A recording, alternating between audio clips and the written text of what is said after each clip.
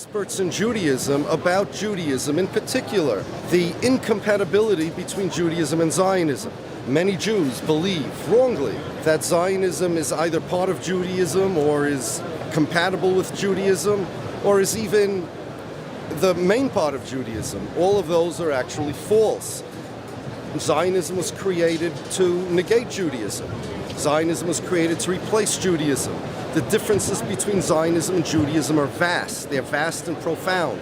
The propaganda that the Zionists have churned out for the past 100 years have confused and conflated Zionism and Judaism such that when the average person walks down the street, he thinks that the state of Israel is the Jewish state, he thinks that Zionism is Judaism, and he doesn't know the difference.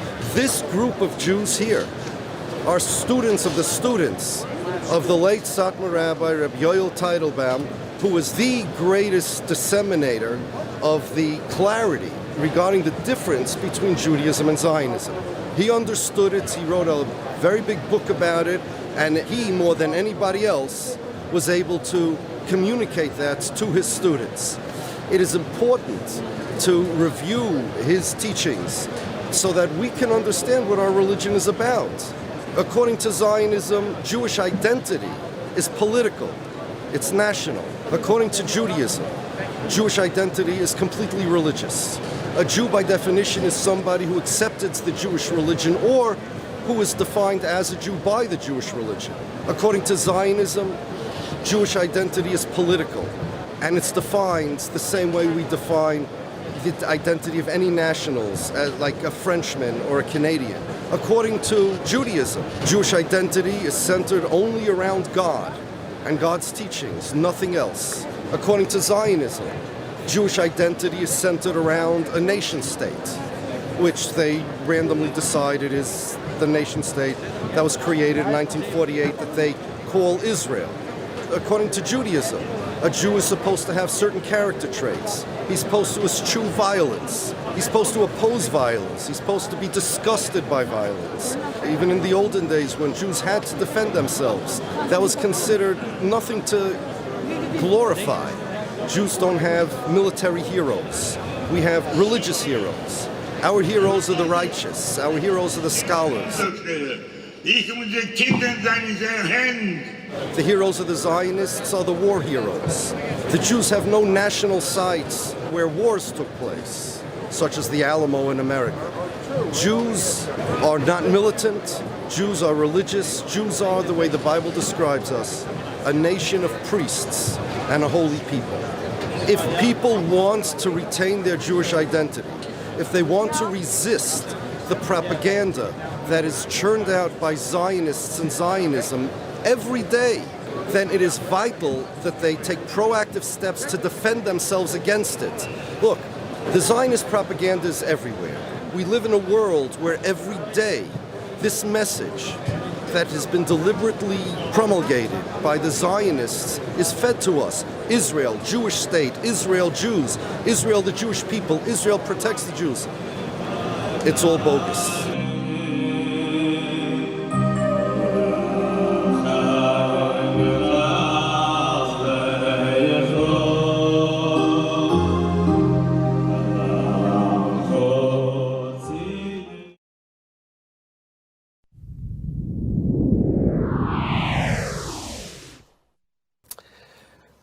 Well, I'm going to go through the different ideas of Jewish identity, and I'm going to show why none of them really work. And then I'm going to explain what Jewish identity really is. Is Jewishness an ethnicity? Well, in order for a definition to define something, by definition, it has to describe every member of the population. You can have an exception to a rule, but you can't have an exception to a definition. If I say the definition of a chair is something with 4 legs and a back, then all chairs have to have 4 legs and a back, otherwise it's not a chair. So whatever I'm going to say is Jewish identity, there cannot be any exceptions. So let's define Jewish identity as an ethnicity. Does it make any sense that an Ethiopian Jew and a Yemenite Jew has the same ethnicity as a German Jew or an American Jew or Russian Jew? Are you going to tell me that Ivanka Trump, for example, who identifies as a Jew, is of the same ethnicity as the Yemenite Jews in Yemen? In what sense do they have the same ethnicity? Certainly they're not of the same race. We have Jews of all sorts of races. We have black Jews, we have white Jews, we have Jews of all races. So a Jew can't be a race. It's not an ethnicity. And if somebody wants to define Jews as a religion, which is the most logical and straightforward definition, then you're going to have the question that many people raise. Dennis Prager recently, who I'm not a fan of, recently wrote an article in the New York Times last week claiming that the Jews are not just a religion, because if they were, then you would not have atheist Jews. And you have Jews who are atheists. So if they're not a religion, and they're not an ethnicity, and it's not a race, and it's not a tribe either, it's not a family, you can convert to Judaism, and you can't convert to a blood family. You can't convert to an ethnicity. And if you can convert to a family, like an adopted child, you see, adopted children are not the same as children. Adopted children means that by law you have to treat this child as if he was a biological child. That's not a convert to Judaism. A convert to Judaism is not a person who the law says you have to treat as if they're Jewish. They're actually Jewish. And secondly, even if you're going to assume that there is some kind of body of law that says you have to treat them as they're Jewish, what body of law is there? The religion? Remember, they're atheist Jews. So if you don't believe in any religion, how in the world can you convert to Judaism? Who's the one that determines what the conversion process is? What does it take? And you can convert to Judaism, but we all know you can't convert out of Judaism. Like, who decided that? How about another question? Someone's mother is Jewish and his father is not. Is the child Jewish? Well, there's laws about that. So if it's a race or an ethnicity, then there's no such question. It depends on the race or the ethnicity of the child. But there are laws. Traditionally, Judaism has recognized maternal lineage. And now there are certain strains of ideologies that identify as Judaism that recognize also paternal lineage. But who makes these rules? Jews have no infrastructure. There's no Pope of the Jews. And if there was a Pope of the Jews, that would be a religious position. And if you're an atheist, you don't believe in it anyway. So what is it? Well, I'll explain to you what it is, and I'll explain to you how all these identities came into being and how things got so confused. Jewishness there's only one consistent definition.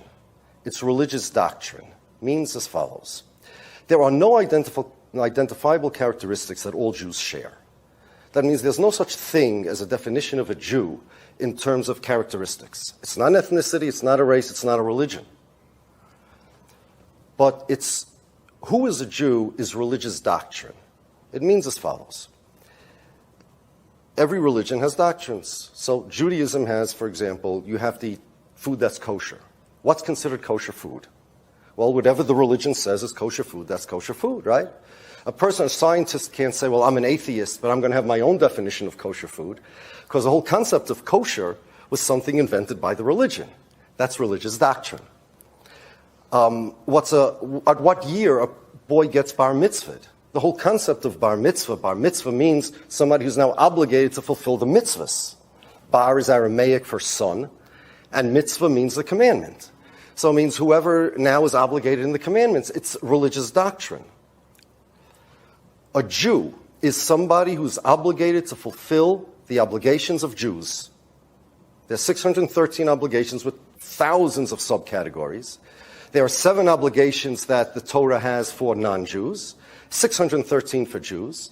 And who is obligated in the 613? That the Torah decides. And whoever the Torah decided is obligated in 613 commandments, that's the definition of a Jew. That's it. It's religious doctrine.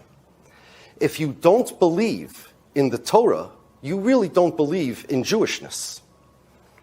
If you don't believe in the Torah, then you don't believe that God sent manna down in the desert. You don't believe that Moses split the Red Sea. You don't believe Adam spoke to a snake. And you're not going to believe that God, on Mount Sinai, decided that these people, whoever the Torah identified, are obligated in the mitzvahs. There are no identifiable characteristics of Jews. The only common denominator is the religion claims that you are obligated to do the mitzvahs. Jewish identity is religious doctrine. Just like you have a kosher piece of meat, you can have a Jewish human being. Simple as that. And if you want to know what the definition of kosher is, you got to look in the religion, and whatever the religion says is kosher is kosher. And if you want to know what a Jew is, you got to look in the religion, and whoever the religion says is Jewish is Jewish. And therefore, you can have an atheist Jew, and the reason why he's Jewish, whether he knows it or not, is because the religion says that guy, whether he believes it or not, whether he agrees or not, the religion says he's obligated to fulfill the 613 mitzvahs. You see, this is the only consistent definition of Jewishness, and this is the definition of Jewishness that Jews have had throughout the generations. You can convert to Judaism according to Jewish religious doctrine. The reason why maternal lineage creates a Jew is because that's religious doctrine. The answer to all of these questions is that's what the religion says. And the religion has authority over Jewish identities because Jewish identity is only religious doctrine. Without that, there is no consistent definition of Jewishness.